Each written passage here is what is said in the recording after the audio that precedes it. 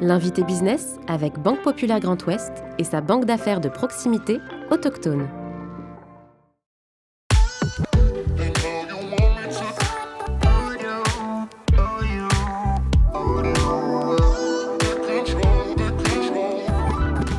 Bonjour Angélique Monnier. Bonjour. Merci beaucoup d'avoir accepté notre invitation dans le fauteuil de l'invité business. On va parler bien sûr de votre parcours et de votre vie également, parce qu'elle a été marquée par un changement significatif il y a 10 ans. Après avoir été gendarme, vous êtes devenue cuisinière et aujourd'hui entrepreneur et dirigeante. Qu'est-ce qui a motivé ce changement dans votre vie il y a 10 ans ? Donc oui, effectivement, j'ai été gendarme pendant 12 ans et il est arrivé un moment dans cette carrière professionnelle où j'ai voulu prendre un nouveau départ.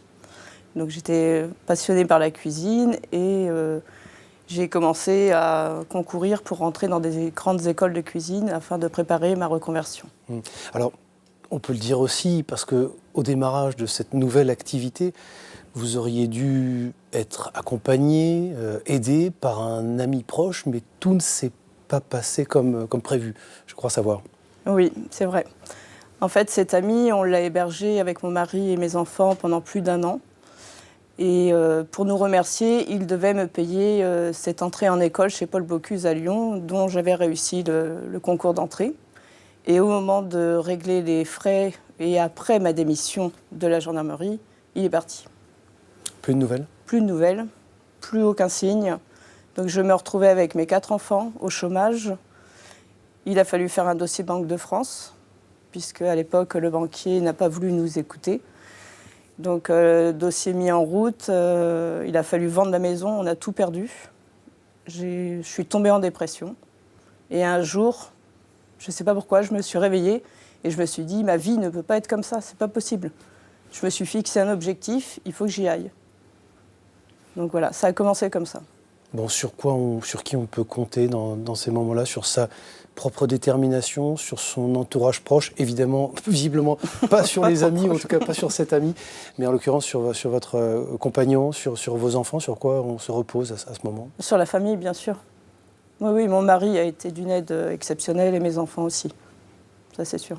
Bon, vos premiers contacts justement dans ce monde professionnel nouveau que vous abordez, que vous allez rencontrer, qui était le déclencheur, l'envie d'y aller? Il y a eu une rencontre aussi Oui, il y a eu une belle rencontre. En fait, ne faisant pas de grandes écoles hôtelières, je n'avais pas accès aux grands restaurants que je m'étais fixé comme objectif. Et donc, du coup, un jour, il y a eu un job dating à La Baule. Et j'y étais, comme on dit, au culot. Donc, il y avait une file d'attente pour présenter son CV au chef exécutif des hôtels Barrières à l'époque. Et je me suis insérée dans cette file. Et au moment de donner mon CV, il m'a regardé, il m'a dit « Madame, les femmes de chambre, c'est pas ici. » Donc je lui ai dit « Oui, je sais, mais je dis moi, je veux devenir cuisinier, je veux rentrer dans des grands établissements, je veux apprendre, mettez-moi à éplucher des légumes, c'est pas grave, mais je veux apprendre. » Et il m'a regardé, il m'a dit « Écoutez, madame, vous êtes tellement motivée que je vais vous donner votre chance, vous rentrez chez moi la semaine prochaine. » C'est comme ça que vous avez mis un premier pas dans une cuisine, loin de chez vous, loin de la famille. Ce sont aussi des sacrifices pour démarrer cette nouvelle aventure en fait, professionnelle. Cette reconversion, ça a été beaucoup de sacrifices familiales. Parce que j'ai passé mes diplômes, donc j'ai passé 3 diplômes, boulangerie, pâtisserie et cuisine, à Toulouse, à Paris et à Laval. Et j'ai fait en sorte de toujours garder mon chômage pour pouvoir créer ma société. Et pendant ce chômage, en fait, je faisais beaucoup de travail de saison. J'ai fait aussi du travail alimentaire, faut pas se mentir. Hein. J'ai fait de l'usine, j'ai travaillé de nuit. Mais je faisais autrement des saisons au bord de la mer, ce qui veut dire que je partais 6 mois de l'année quand même en laissant les enfants et mon mari. Quand vous vous retournez, vous regardez dans le rétroviseur, et vous m'avez dit quand on a préparé cette émission, finalement, ça a été passionnant. Évidemment, ce sont des combats que vous continuez de mener, mais ça a été très dur aussi. Qu'est-ce qui a été très dur ?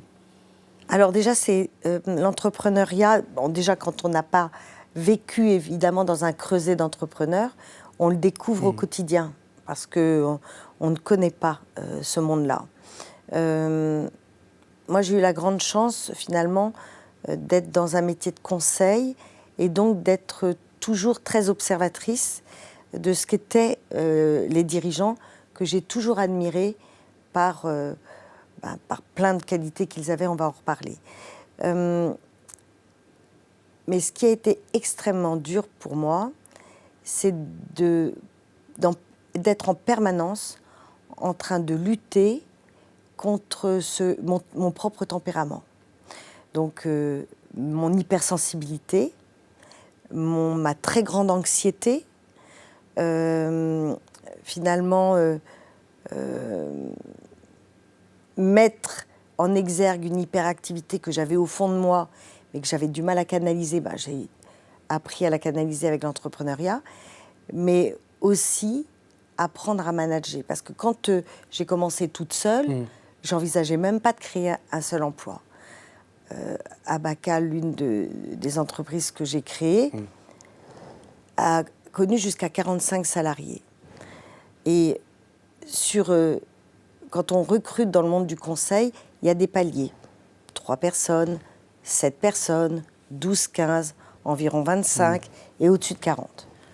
Donc moi, j'ai très vite compris que manager 40 personnes ou plus, c'était pas votre... Voilà, surtout en direct. Votre forme. Manager jusqu'à 7 personnes en direct et après des plus grosses entités, ça va pour moi.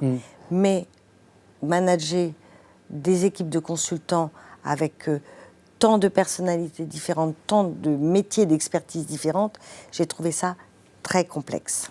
J'ai bien compris dans les motivations, vous avez évoqué notamment les leviers d'emploi, de territoire, de transition et de transformation.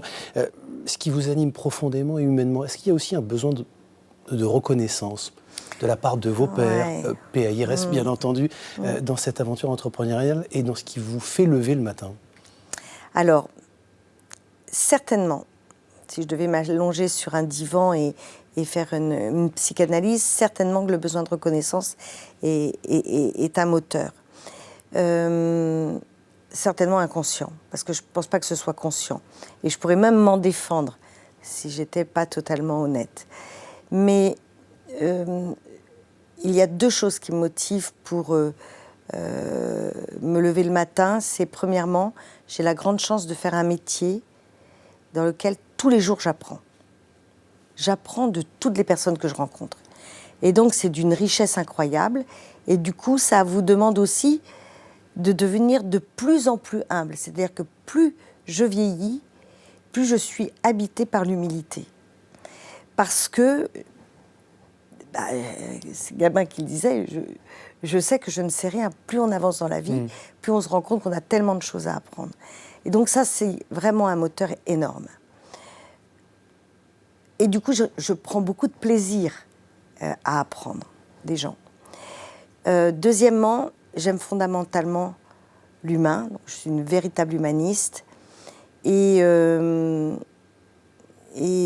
donc, je veux entretenir des relations très positives avec les hommes et les femmes des différentes organisations que je fréquente.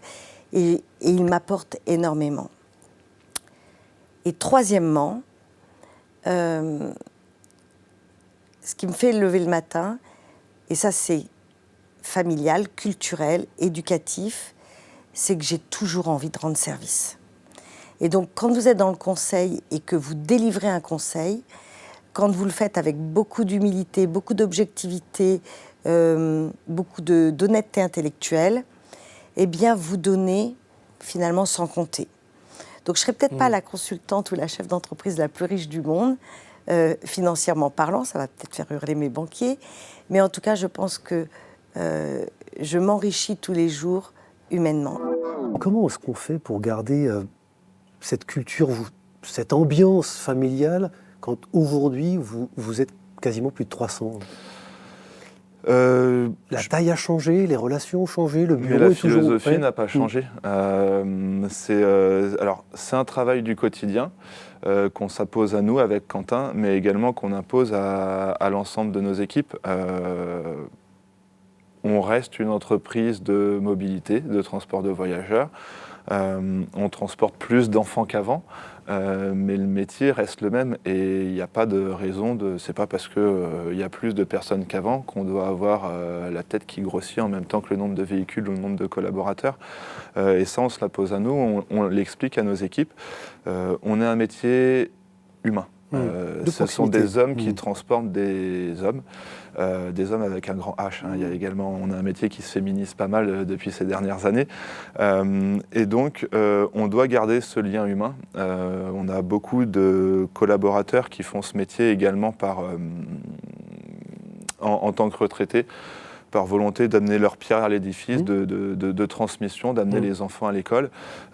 Et tout ça, c'est profondément humain, c'est un métier social, et du coup, faut garder ça dans un coin de la tête, en permanence. Et puis, juste pour finir, on a une phrase avec Quentin, nous, tous les matins, on prend du plaisir à se lever et à aller au travail.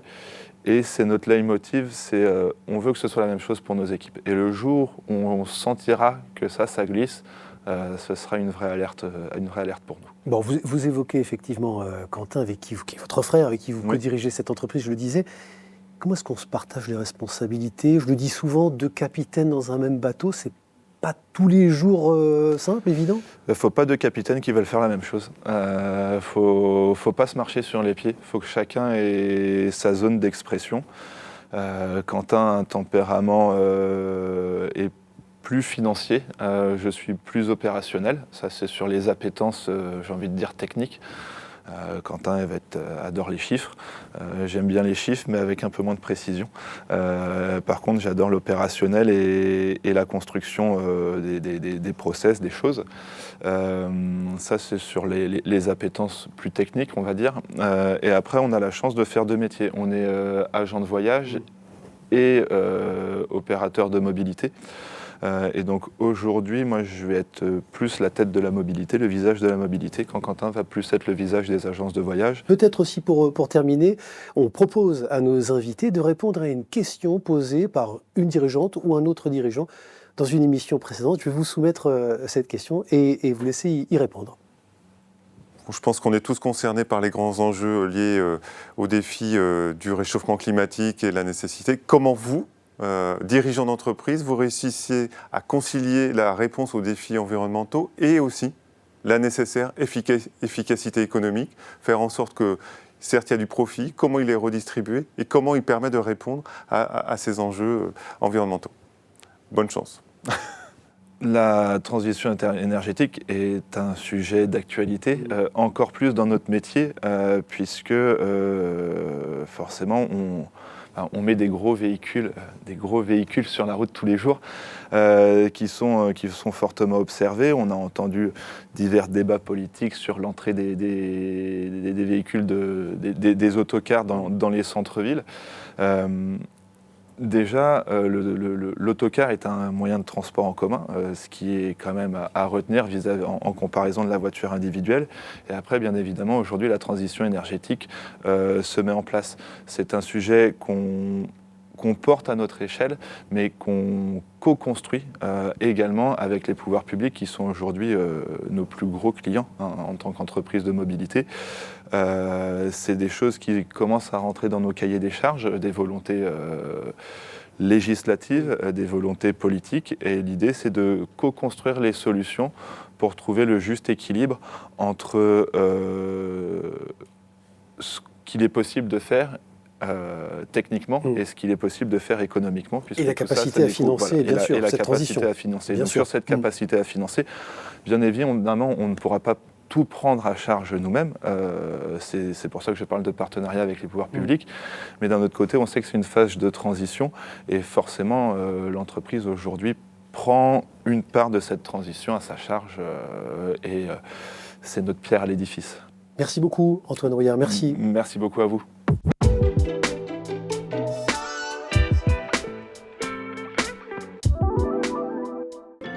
L'invité business avec Banque Populaire Grand Ouest et sa banque d'affaires de proximité autochtone.